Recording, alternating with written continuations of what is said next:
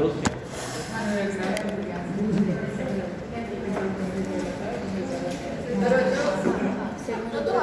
tudo certo, só esperando. A senhora fez algum respiratório? Eu fiz. Sim, a última que eu fiz há um mês atrás.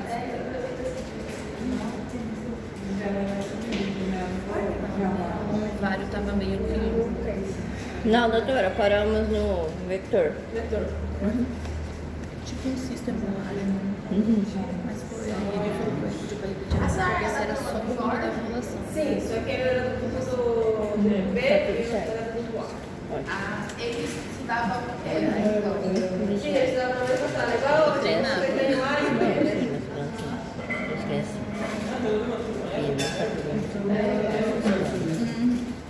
Porque eu queria que Isso é muito bizarro. Você já era, era, né?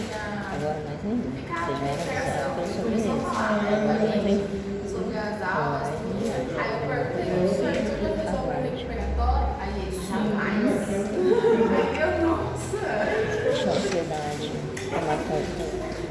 Isso aí também. Amiga, você vai. Não deu certo. O que não deu certo? Não deu. Alex, Vai. Aline, Vai pra Amanda, internet. Ana Júlia, Ana Paula, Eu.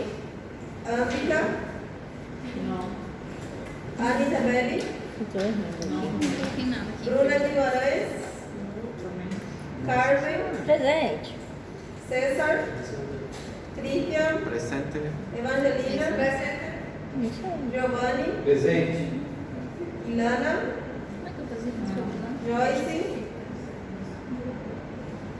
Cássia, Luciana, Luiz Felipe, Monique, Núbia, Silvia, Verônica,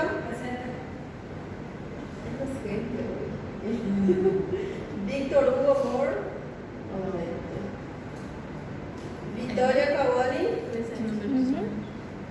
Ícaro, 32. Não tem as baratas. 32. essa é loucura será. Não, 30. Não é problema. Amiga, é muito bom. Quer ver? Hoje. Bueno, entonces estuvimos viendo sobre lo que sería los medios de transmisión, estuvimos viendo acerca de toda la parte de definiciones, de la parte de enfermedades infecciosas. Es bueno que sepan diferenciar y sepan usar estas definiciones para que no pasen vergüenza más adelante, por ejemplo, en el hospital. Yo me acuerdo que tenía un compañero de otra universidad que justamente, no me acuerdo qué palabra era que dijo, que su definición era otra, ¿verdad? Y era una cosa así, por ejemplo, infección o contaminación, era una cosa bien básico, digamos así, que teníamos que manejar. Justamente fue le dijo al jefe de urgencia. Igual es testigo, pero para que no les pase esas cosas, no solamente para eso, sino que para todo lo que vayan estudiando es para ustedes y para que les facilite la vida mañana. No es que facilite, pero ya estén preparados, digamos así, para el día de mañana. Entonces, vimos toda esta parte, ¿verdad? ¿O no? Não. A gente parou. Bueno, dentro de lo que sería, vimos que los medios de transmisión pueden ser a través de agua, suelo contaminado, el paciente que transmite la enfermedad, y vemos también que esas enfermedades infecciosas se pueden estar transmitiendo a través de los vectores, esos vectores que van a servir como un medio de transporte o medio de vehiculización de ser vivo que va a estar vehiculizando al parásito. Entonces el vector va a ser la carona, digamos así, de los microorganismos que va a estar llevando toda esa enfermedad. Entonces, dentro de los vectores vamos a tener dos tipos de vectores, el vector mecánico y el biológico. Cuando hablamos de vector mecánico, van a ser prácticamente las moscas y las cucarachas que van a estar infectando, digamos así, contaminando lo que sería comida con sus heces, con todo eso. Y después tenemos el vector biológico. El vector biológico que va a ser, por ejemplo, el Aedes aegypti, ese mosquito, cuando se contamina con la sangre de personas que tienen dengue, entonces va a estar desarrollando, va a estar presentando dentro de su epitelio intestinal lo que sería un ciclo para ese virus, para que después este virus pueda madurecer, multiplicarse y pasarse a lo que sería a las personas. Entonces, esa sería la diferencia. El vector mecánico es propio, digamos así. Por ejemplo, las moscas cuando dejan sus huevos, digamos así, en las comidas van a estar produciendo contaminación. Y después el vector biológico va a ser esos mosquitos que se van a estar infectando con sangre contaminada. En el caso, por ejemplo, del Aedes aegypti, que se contamina con lo que sería la dengue, Zika, chikungunya. Tenemos también dentro de ellos el mosquito anófeles, que va a estar contaminándose con lo que sería el parásito, que es la malaria, que se conoce también como paludismo. En algunas literaturas vemos que en vez de decir malaria se dice paludismo. Es la misma cosa. Acá en Paraguay, cuando vamos a la parte más interior, vemos que los pacientes llaman de acanulú, acanulú es febre y ro'u es frío. Entonces esa es la característica clínica del patrón de oro para el diagnóstico de lo que sería la malaria. El paciente tiene frío y escalofrío, el paciente tiene fiebre y escalofrío. Esta es una característica clínica clásica de esta enfermedad. Sería así, ¿no? Es frío. Entonces, eso es lo que va a estar presentando. Não entendi direito. O mecânico, então, é só pelas fezes? Sí, por las fezes, por los huevos de los mosquitos, las cucarachas que tienen el propio de él, digamos así, no necesita infectarse de otro hospedador, de otra fuente para pasar la enfermedad. Es todo lo que él produce. Y ese vector biológico va a estar desarrollando, digamos así, un ciclo de esa enfermedad, de ese virus, por ejemplo, en su interior. Por ejemplo, el mosquito de la dengue. Ese mosquito de la dengue es un mosquito, si no se infecta con sangre contaminada, no va a pasar la enfermedad. Solamente va a pasar la enfermedad a una persona sana una vez que esté contaminado, una vez que él desarrolle lo que es el virus. Entonces, yo no le puedo llamar a la Aedes aegypti como un vector mecánico porque él propio no produce la doença. Ele não tem, não é que desde que ele se originou, ele já tem a doença. Ele va a estar adquiriendo la enfermedad a partir de sangre contaminada de pacientes enfermos de esa enfermedad. ¿Está bien? ¿Entendieron? Y después tenemos los reservorios, que van a ser las fuentes de infección, de contaminación de la parte ambiental. ¿Qué van a ser? Los suelos contaminados, las aguas contaminadas y los fómites. ¿Qué van a ser los fómites? Por ejemplo, sábanas, todos los elementos o utensilios que ese paciente estaba utilizando. Todo el entorno, el ambiente de ese paciente que tuvo contacto con el paciente enfermo, que es capaz de tener en su interior la infección y después pasar a otra persona. Tudo que estão utilizando. Estoy un poco cansada, por eso me siento bien, pero ya me quedé parada. Y vamos a ver que entonces esa fuente de infección, vamos a ver que a partir de esa fuente de infección vamos a estar, cuando un alimento, agua por ejemplo también, cuando está contaminado con huevos de larvas, con todos los microorganismos, una vez que nosotros estemos consumiendo directamente, vamos a estar colocando en nuestro organismo, en la parte interior de nuestro organismo, lo que serían estos microorganismos para después estar multiplicándose y produciendo lo que es la enfermedad. Entonces, esos agentes infecciosos van a estar utilizando materiales inanimados, como por ejemplo agua, suelo, polvo, que le van a estar sirviendo de vehículo de transporte, especialmente a las bacterias, hongos y las esporas. Entonces, ¿entendieron? Essas matérias Sí. ¿Eh? Sería, por ejemplo, los que sirven como vehículos. Materias inanimadas o inanimadas porque no tienen vida propia, son elementos materiales. Esqueci. ¿Cuáles pueden ser las? Sí, sería como un material tipo que tiene la infección, que tiene el microorganismo. Entonces, dentro de esas materias inanimadas encontramos agua, suelo, polvo, todo eso sirve para que los microorganismos estén depositados en él y luego se vayan a estar transmitiendo a las personas y después aparezcan las enfermedades.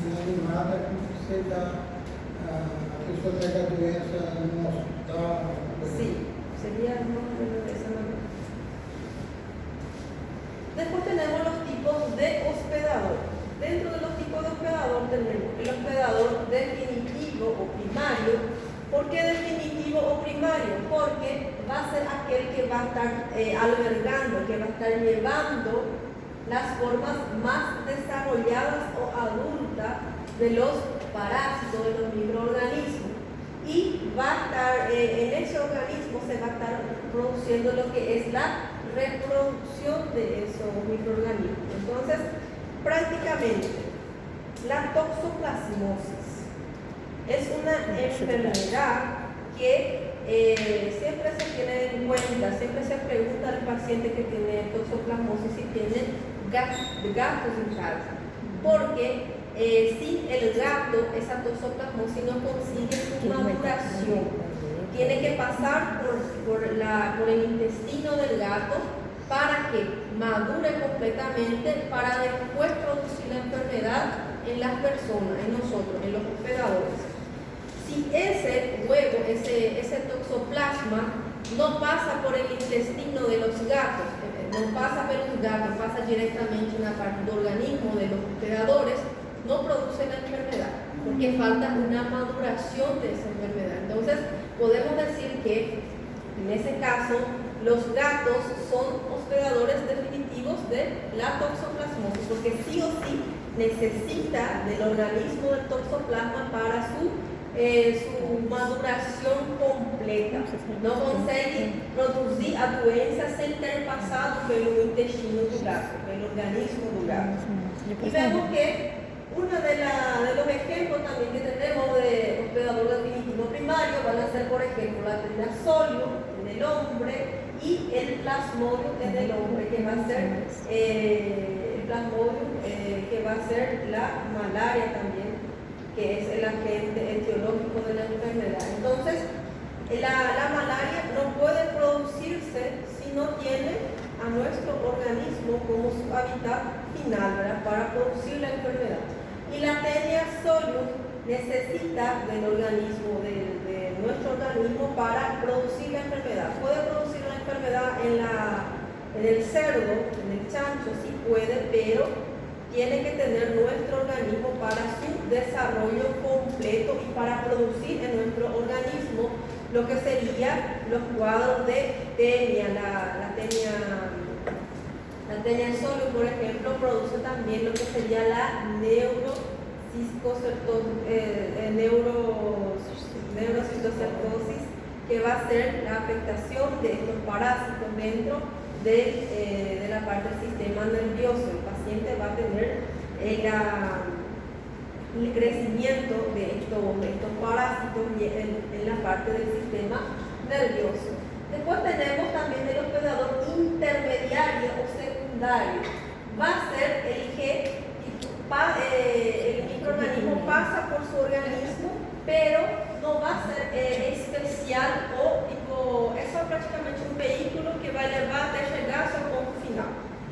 No precisa sí o sí do organismo para maduração final. Somente un pasatiempo, digamos así, de ese parásito hasta llegar a su destino. Es como si fuese una carona.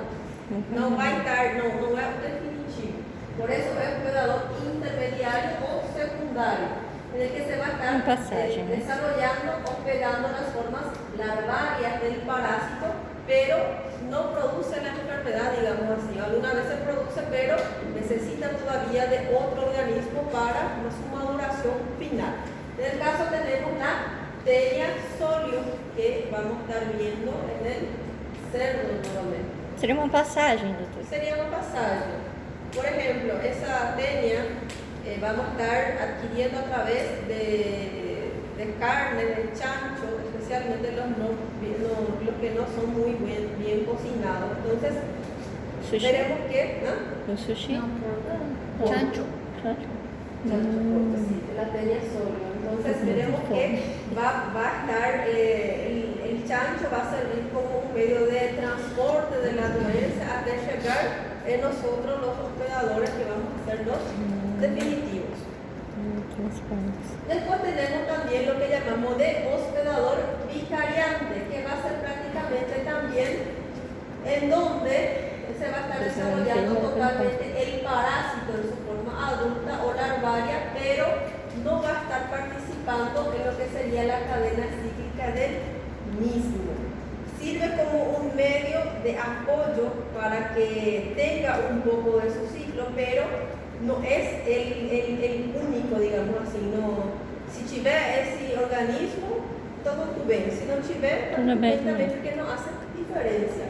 Y después tenemos el hospedador accidental. En el caso que el parásito, al penetrar en el hospedador, no logra desarrollar su ciclo o no completa su evolución, sino que en el caso que el paciente tuvo una ingestión de huevos, de parásitos, pero vemos que el paciente justamente solo durante esa vez no lavó las manos y en ese momento nomás es que ingirió los huevos. Después el paciente continuó con su buena higiene, con su buena alimentación y fue tan rápido y tan poco el número de huevos que se excretó todo y no hubo tiempo para que esos parásitos puedan desarrollar su ciclo dentro del organismo del paciente. Muchas veces no consiguen ni completar porque fue accidental, porque fue fugaz. Pasó en el organismo del paciente, pero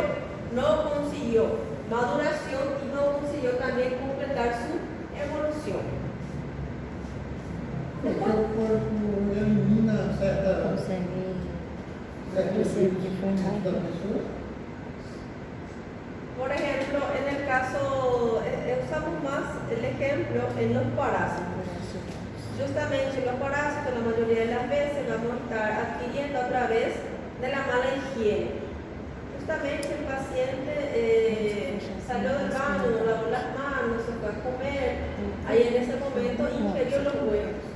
Pero después el paciente ingirió muy poca cantidad, muy poca, casi nada. Entonces después el paciente estaba comiendo, no tuvo más, lavó todo más, tuvo una buena higiene después de ese periodo, digamos así. Y como fue tan poco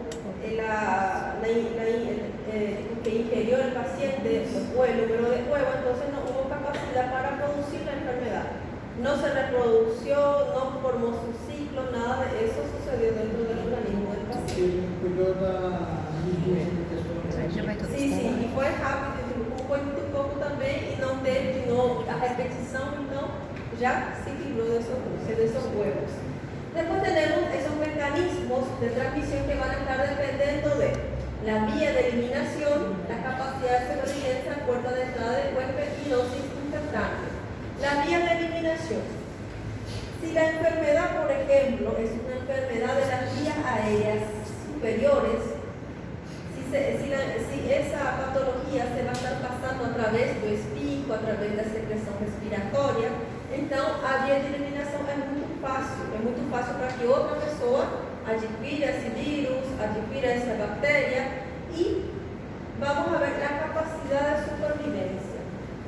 Una vez que las bacterias, virus, sean los microorganismos salgan al exterior, salgan de la mucosa, del organismo del paciente, si tiene una capacidad alta para sobrevivir fora do corpo, então ele vai ter, digamos assim, uma maior facilidade para depois estar se multiplicando dentro do organismo. Pero, se este microorganismo, uma vez que sai do corpo, morre, então a capacidade de supervivência dele é baixa, quase nada. Então, de eso va a estar dependiendo también para que suceda la transmisión.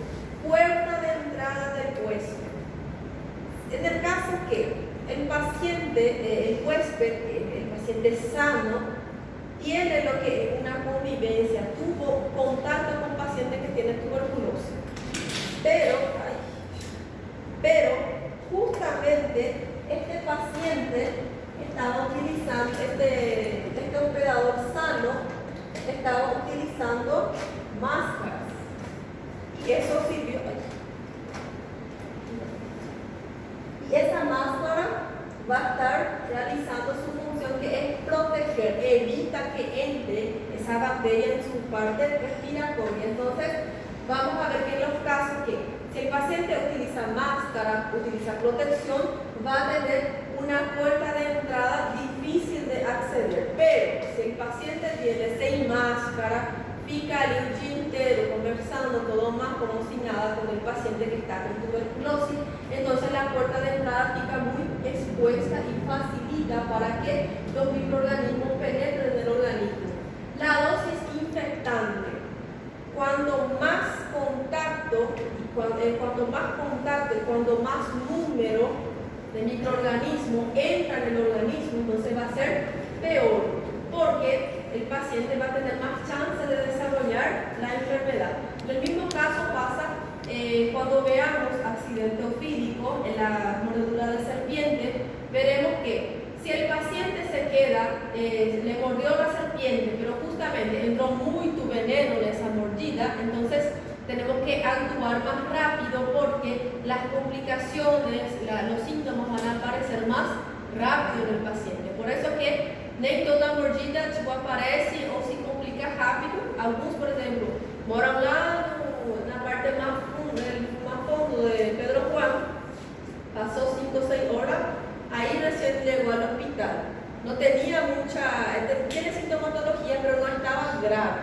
Pero en algunos casos el paciente llega 3 horas después o 2 horas después que fue mordido, pero ya está más complicado porque justamente el veneno que entró en el organismo, la cantidad de veneno fue más, o en el caso que no tiene síntomas, entonces quiere decir que la cantidad de veneno que entró en el organismo fue menos. Entonces, para que suceda una transmisión, un mecanismo de transmisión de enfermedad infecciosa depende mucho de la dosis que el paciente estuvo ingiriendo, digamos así, la dosis infectante que entró al organismo de ese paciente. Doutora, a senhora pode falar da capacidade de supervivência de novo? Sí, la capacidad de supervivencia, por ejemplo, la tuberculosis, nuevamente. La tuberculosis es una bacteria causada por una bacteria que tiene un alto nivel de supervivencia, porque esa tuberculosis, el paciente, por ejemplo, entró en un lugar cerrado, el paciente tiene tuberculosis, estaba ahí, estaba riéndose, estaba estornudando, estaba conversando, y todo en ese local va a quedar expuesto a lo que es la bacteria. Y esa bacteria tiene una capacidad de supervivencia muy grande, porque hasta 8 horas después que el paciente estuvo en esa sala, esa bacteria va a ficar ainda esperando un otro hospedador. Entonces tiene una capacidad de supervivencia muy grande fuera del organismo. Él aguanta mucho tiempo fuera del organismo. Mas si en un caso, si esa bacteria al momento de salir del organismo ya muere, entonces tiene una capacidad de supervivencia muy baja. No va a conseguir sobrevivir fuera del organismo porque no tiene capacidad, no tiene ese tiempo todo de sobrevida fuera del organismo. Também uma coisa dessa doença do 19. Sí, COVID-19. Aí, onde um local que tiver uma pessoa infectada, praticamente todas vão ficar. Sí. Por eso se tuvo que utilizar todas las mascarillas, todos los medios de los EPI, que son los medios de protección. Ahí después tenemos lo que serían las fases de la enfermedad. Primeramente tenemos la fase de incubación. Como saben, la fase de incubación es ese periodo donde el microorganismo entra, se introduce en el organismo, pero todavía no presenta lo que es el cuadro clínico. Entonces el periodo de incubación es A partir del momento en que el paciente, No por tem ejemplo, caso con clínico. dengue, va a desarrollar dengue el paciente. Caso A partir clínico. del momento que fue picado, digamos así, por el vector, hasta el momento donde aparecen los síntomas, entonces todo ese periodo que no tuvo síntomas se conoce como periodo de incubación. Después del periodo de incubación vamos a tener una fase que es la fase de enfermedad manifiesta. Es cuando aparecen los síntomas y signos y síntomas de la enfermedad. Entonces, primeiro tempo de incubação, eu não tenho síntomas. Acá empiezo a tener síntomas del periodo de enfermedad manifiesta y después cuando el paciente empieza a mejorar, entramos a una fase de convalescencia, que es prácticamente el periodo de recuperación del paciente de ese cuadro clínico. Y después tenemos también la diferente forma de transmisión que los gérmenes pueden estar utilizando. Por ejemplo, tenemos el medio de transmisión por contacto directo cuando, por ejemplo, el médico tiene contacto con su paciente. Cuando yo tengo justamente mi familiar tiene la enfermedad, entonces yo tengo un contacto directo con él, de paciente a paciente, o sea, de médico a paciente, de familiar a paciente. Entonces, va a ser contacto directo cuando yo tengo un vínculo, un contacto directo con el paciente o con sus objetos. Por ejemplo, pegué a roupa de cama, pegué a roupa dele para lavar y justamente después empecé a presentar el cuadro clínico. Fue porque tenía un contacto directo. Después tengo por productos patológicos, cuando tengo contacto con lo que serían las heces, orinas y secreciones del paciente enfermo. Entonces va a ser por productos patológicos. Las heces, orinas, las secreciones probablemente están contaminadas y eso fue el causante, digamos así, de mi enfermedad, fue mi vía de transmisión. Y tenemos también por contacto indirecto, cuando yo no tuve contacto con el paciente, mas justamente esse paciente era o paciente do Dr. Jorge. Aí a gente, ele estava cuidando do paciente, eu nunca vi o paciente, mas eu tive contato com ele, a gente ficou conversando, justamente por esse paciente que está doente. Então, eu posso desenvolver essa doença porque eu tive um contato indireto. Eu não tive contato diretamente com a fonte que é o paciente, mas eu tive contato com o médico desse paciente, en algunos casos con el enfermero, con el licenciado que está cuidando a ese paciente, con los parientes del paciente o lo que sería, lo que van a estar las ropas también del paciente. No fue un contacto directo con el paciente, pero yo conversé con el doctor de ese paciente, con el licenciado que está cuidando a ese paciente o con los familiares de ese paciente enfermo. Después vamos a tener la transmisión por medio de gotitas. Cuando hablamos de la transmisión a través de gotitas, nos referimos especialmente a la enfermedad de las vías aéreas, porque a través de las vías aéreas se van a estar pasando, digamos así, estos gérmenes. Entonces, la vía aérea va a servir como un medio de vehiculización de lo que serían los gérmenes. Vamos a ver que todas estas gotitas que nosotros vamos a estar eliminando a través cuando hablamos, eliminamos un poco de gotitas. Al estar riéndonos, al estar con tos, ¿sí? Todo esto en ese momento vamos a ver que cuando respiramos también vamos a estar eliminando lo que serían estas gotitas. Y vemos que estas gotitas pueden llegar hasta 1 o 2 metros de distancia. Entonces, todo lo que el paciente estaba tosiendo cerca de mí, entonces me puede estar afectando porque me va a estar llegando esas gotitas infectantes. Después tenemos por medio de agua y alimentos contaminados o alimentos crudos también. Entonces, por ejemplo, todos esos alimentos que fueron expuestos a cucarachas, a moscas, todos ellos pueden estar teniendo en su interior lo que sería gérmenes, parásitos, y van a estar, una vez que nosotros consumamos, cuando vamos a estar ingiriendo esos alimentos contaminados. Entonces vamos a estar llevando nuestra parte digestiva para que ahí empiecen a multiplicarse. Después tenemos los polvos finos de 10 micrones. Vemos que esos polvos finos de 10 micrones van a estar llevando especialmente lo que serían las esporas de hongo, por ejemplo también las tuberculosis, y van a estar afectando principalmente las vías respiratorias, especialmente cuando vamos a limpiar la casa, vamos a limpiar justamente un quartinho onde a gente guarda todo o xalai que tem, né? Entonces, cuando vamos a limpiar todo eso, hay lo que sean los polvos. En ese polvo puedo estar encontrando esporas de fungos, puedo encontrar también tuberculosis, los casos que hubo casos de tuberculosis recientemente. Entonces, sirven también como un vehículo para que mi paciente pueda estar presentando el cuadro después de tener contacto con esos polvos.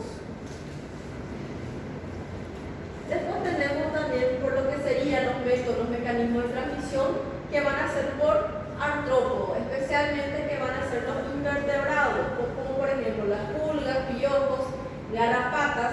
Una vez que le van a estar produciendo una picadura, una mordedura, una reacción alérgica, veremos que van a estar infectando al paciente porque muchas de las veces estos vectores van a estar presentando o van a estar transportando virus y bacterias. Por ejemplo, las garrapatas pueden estar teniendo, en la hora de picar al paciente, puede estar produciendo una enfermedad conocida como enfermedad de Lyme, que va a estar, que es causada por una bacteria, que esa garrapata va a estar pasando a la hora de la mordedura en el organismo, en la piel del paciente. Después tenemos, según los mecanismos directos de transmisión. Vamos a ver a corto periodo de tiempo, cuando más capacidad de supervivencia, cuando más contacto tenemos con el paciente más cercanamente, más rápido puede estar pasándose esa enfermedad, mayor va a ser la dosificación y más fácil va a ser para que yo pueda estar desarrollando la enfermedad. Los organismos no sufren, los microorganismos no sufren modificación. Una vez que entren en el organismo, ahí recién se van a estar multiplicando, y los virus no resistentes al medio externo. Si es un microorganismo que no resiste al medio externo, entonces va a ser más difícil para estar enfermando a otras personas, porque imagina, só sai no ar, não resiste, então vai ser mais difícil para estar enfermando a otras personas. Después tenemos las enfermedades que se van a estar, los mecanismos que van a estar sirviendo para la transmisión de otras enfermedades a través del contacto físico, especialmente las infecciones de transmisión sexual. Después tenemos las transmisiones verticales, que también llamamos de las transmisiones transplacentarias, de madre a hijo, que van a estar produciendo las infecciones congénitas, especialmente. Infección congénita llamamos cuando la mujer en el periodo de embarazo pasa lo que es la enfermedad al embrión, al feto, y después esa criatura ya nace con eso. No es que pegó no canal vaginal, sino que ya pegó durante el embarazo. Entonces puede estar produciendo varios daños congénitos porque afectó durante la formación de los órganos de ese bebé. Y después tenemos por inoculación directa. Cuando hablamos de inoculación directa, hablaremos de las jeringuillas que fueron utilizados por pacientes que tienen, por ejemplo, VIH. Entonces, si el paciente tiene VIH, yo le saqué sangre y justamente durante el manoseo, durante tocar toda esa jeringa, justamente me hinqué. Entonces ese va a ser también un mecanismo de transmisión directo, porque va a estar directamente entrando el virus en el organismo, en mi organismo. Después tenemos también los objetos contaminados, especialmente las manos, objetos contaminados, y también las manos que sirven como un medio de transmisión. Por ejemplo, el paciente tiene un cuadro de disentería, tiene un cuadro de diarrea y justamente se fue al baño, no lavó las manos, salió del bañero y entonces, oye fulano, muy victoria, muy bonito, a cada uno, y ahí va a estar pasando a las otras personas lo que es esa bacteria, los virus que están produciendo lo que es la diarrea en el paciente. Entonces, ¿se acuerdan que hablamos de las gotitas respiratorias que van a tener en su interior, lo que sería las bacterias, virus, esas gotitas sirven como medio de vehiculización, medio de transporte de estos microorganismos? Vamos a tener dos tipos de clasificación, digamos así, de esas gotitas, dependiendo de su tamaño. Tenemos lo que sería la gotita de flux. Este era pregunta de examen. En mi época, la profesora de enfermedad infecciosa, después de clínica médica, preguntó otra vez. En la vía de transmisión de la tuberculosis, ahí tenía que decir a través de las gotitas de flux. Siempre era gotita, no era luego aero ni nada, era a través de las gotitas de flux que van a estar pasando las bacterias y van a estar infectando a otros pacientes. ¿Cuál es la diferencia entre las gotitas de flux y los núcleos de Weil? Van a ser el tamaño de esas gotitas. Veremos que las gotitas de flux van a tener un diámetro de 10 a 100 micrómetros y en los aerosoles de Weil van a ser mucho más pequeños, son menos de 5 micrómetros. Entonces, esa va a ser una de las características y diferencias entre lo que serían los núcleos de Weil y también las gotitas de flux. Entonces, cuanto más estrecha o cuanto más próximo yo esté del paciente que tiene esa enfermedad que se pasa a través de la ruta respiratoria, mayor va a ser el riesgo a que yo desarrolle también el cuadro clínico. Y también a través de los poros también podemos ver que se va a estar pasando estas enfermedades. Por ejemplo, la bacteria puede quedar, la tuberculosis puede quedar un poco depositada en esos polvos, sirviendo como medio de vehiculización. Quanto menor a gota, maior o risco? No sería especialmente, pero cuando menor a distancia, mayor el riesgo. Y después tenemos lo que sería la población susceptible. ¿Quiénes serían la población susceptible de desarrollar estas enfermedades causadas por los microorganismos? Seríamos todos nosotros podemos desarrollar el cuadro clínico. Pero para que desarrolle todo más, vamos a tener los factores extrínsecos e intrínsecos. Ellos van a estar facilitando para que esas patologías puedan desarrollarse en nuestro organismo.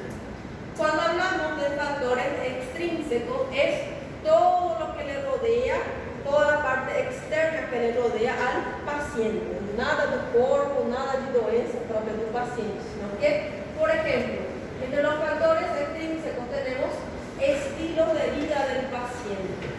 Por ejemplo, el paciente, su estilo de vida, justamente todos los días se va a bañar al río. Tem água em casa, tem chuveiro em casa, mas ele gosta de tudo contaminado.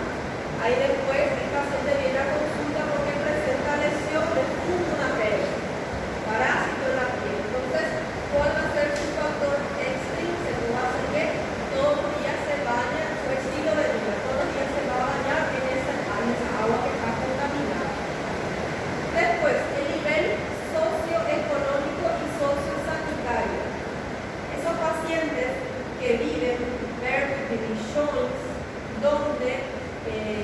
donde no hay agua potable, donde no hay la parte sanitaria no se cuida correctamente, o donde tienen sus letrinas, un bañero el baño común, y al lado de su baño común tienen su pozo, la cosa de agua, pozo de agua, cosa de agua, pozo, Pozo en castellano es pozo, y para ustedes es pozo.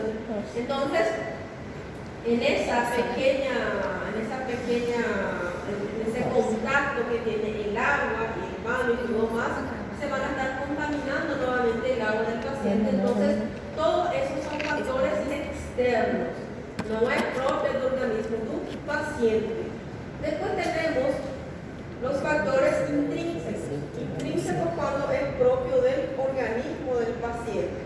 Dentro de esos factores intrínsecos tenemos enfermedades previas o enfermedades crónicas, como por ejemplo, el paciente tiene una enfermedad cardíaca, una enfermedad renal, el paciente tiene lupus, todo eso es de su cuerpo, no es de parte de fuera, sino que es propio, por eso es intrínseco. Otro, enfermedades, infecciones asociadas. Justamente el paciente tiene tuberculosis y también tiene una neumonía bacteriana. Esto va a complicar más en la clínica del paciente porque presenta una infección asociada. Estado inmunitario y edad del paciente. Por ejemplo, en el estado inmunitario va a entrar esos pacientes que ya son de edad avanzada, los pacientes pediátricos también, y también van a entrar los pacientes que tienen enfermedades como por ejemplo HIV. Y después los factores genéticos, si es que el paciente presenta, si es que el paciente presenta algún tipo de trastorno genético, alguna enfermedad genética, entonces todo eso también va a estar ayudando a que toda patología sea más fuerte en su organismo. Dios. ¿No quieren 10 minutitos? Claro, queremos. Eles só trazem